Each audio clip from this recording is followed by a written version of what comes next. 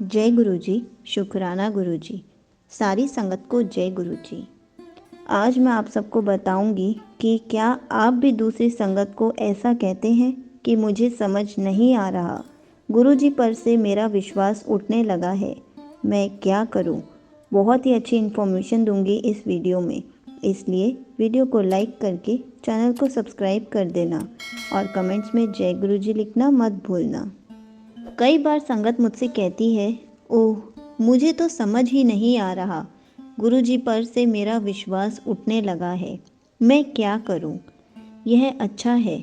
आस्था वो नहीं है जिसका अंत हो जाए, यह असली चीज़ है। आप अपने जीवन में किसी चीज़ से भागने की कोशिश कर रहे हैं और ऐसा करने के लिए आप भगवान या अपने गुरु को एक बहाने या कारण के रूप में उपयोग कर रहे हैं। ऐसे में बनाया गया विश्वास कभी ना कभी डगमगाता ज़रूर है। हर बार जब आपका विश्वास डगमगाता है तो आपकी भक्ति एक बार फिर से अंदर से ताज़ा हो जाती है। सत्य कभी असफल या डिगता नहीं है। चाहे कुछ भी हो जाए, सच्चा विश्वास अटल रहता है। जो झक छोड़ता है वह बहुत सतही सतर पर कोई छोटी सी मान्यता है। यह आपकी अपनी उम्मीदें और इच्छाएं ही हैं जो आपको हिला देती हैं। एक महिला थी जो कुछ समय पहले गुरु जी के पास आई थी। उसे अपने से कम उम्र के एक आदमी से प्यार हो गया था। उसने गुरु जी से कहा, आप भगवान हैं और आप कुछ भी कर सकते हैं, कृपया उस आदमी से मेरी शादी करा दीजिए। इस प्रकार वह गुरु जी से प्रश्न करने लगी। एक जवान लड़का उससे बिल्कुल भी शादी नहीं करना चाहता था और यह सोचते ही भाग जाता था। गुरुजी ने उससे कहा, मुझे लड़के से यह भी पूछने दो कि वह तुमसे शादी करना चाहता है या नहीं। उसने कहा, नहीं गुरुजी, वह मुझसे शादी नहीं करना चाहता, लेकिन आप उसे समझा सकते हैं और उसका मन बदल सकते हैं। मुझे पता है आप कुछ भी कर सकते हो। कृपया अपनी शक्ति का उपयोग करके उसके मन को प्रभावित करें और उसे मुझसे शादी करने के लिए सहमत करें। गुरुजी ने फिर उससे कहा, एक स्वस्थ मोटा आदमी है जो मेरे पास आया और मुझसे तुम्हारे लिए भी यही काम करने को कहा। वह तुमसे शादी करना चाहता है, इसलिए वह मेरे पास आया और मुझसे जादुई तरीके से अपना मन बदलने और तुम्हें उससे शादी करने के लिए मनाने के लिए कहा। वह आपसे प्यार करता है, अब मैं क्या करूं? जब उसने यह सुना तो बोली, अरे नहीं, अगर मैं उस दूसरे लड़के से शादी करूंगी तो मर जाऊंगी। गुरुजी ने कहा, वह जवान लड़का भी तुमसे शादी करने के बारे में यही कह रहा है। तब गुरुजी ने उससे पूछा, क्या यह सचमुच तुम्हारा मुझ पर विश्वास है या यह सिर्फ तुम्हारा लालच और इच्छा है तो तुम्हें ऐसा विश्वास करने पर मजबूर कर रही है।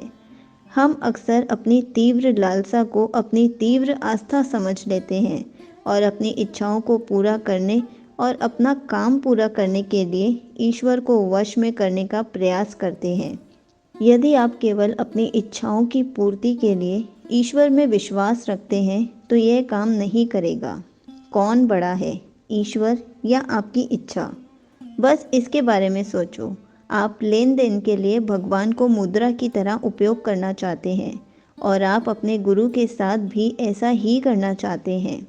आपको जीवन में ऊंचा उठने और अपने भीतर गहराई तक जाने में मदद करने के लिए विश्वास और भक्ति की आवश्यकता है। कठिनाइयाँ और अप्रिय समय हर किसी के जीवन में आते हैं। क्या कोई ऐसा व्यक्ति है जिसके जीवन में समस्याएं ना हो? भगवान कृष्ण को अपने जीवन काल में कई बाधाओं का सामना करना पड़ा। भगवान राम को भी अपने जीवन में कई समस्याओं का सामना करना पड़ा। महात्मा गांधी को भी अपने जीवन में कई बाधाओं का सामना करना पड़ा। इसलिए जीवन में कठिनाइयाँ आती जाती रहती हैं। जब उस कठिन समय में आपकी आस्था और भक्ति अक्षुण्ण और अविचल रहती है तो आपको उन परिस्थितियों की अप्रियता का एहसास नहीं होता है। इस कठिन समय में विश्वास आपका सहारा बनता है और आपको स्थिर रखता है। पूरी तरह से अंधेरी रात में एक टिमटिमाता दीपक भी आपको अपना रास्ता ढूंढने और आगे बढ़ने में मदद कर सकता है। लेकिन यदि आप प्रकाश के उसी स्रोत को बुझाने का प्रयास करेंगे तो यह अच्छा नहीं होगा। जो लोग ऐसा करते हैं वे कठिन परिस्थितियों से निपटने के लिए अन्य तरीके आजमाते हैं। विश्वास एक बड़ा धन है और आपको ताकत देता है, सिर्फ इसलिए कि कुछ छोटी छोटी बातें आपके पक्ष में नहीं गईं। इसका मतलब यह नहीं है कि आप अपने विश्वास को इतना नाजुक और नाजुक बना लें कि वह बार बार टूट जाए। इसलिए गुरुजी ने कहा कि यह अच्छी बात है कि आपको लगता है कि आपका विश्वास कमज़ोर हो रहा है और असफल हो रहा है, क्योंकि जो आप चाहते थे वह नहीं हुआ।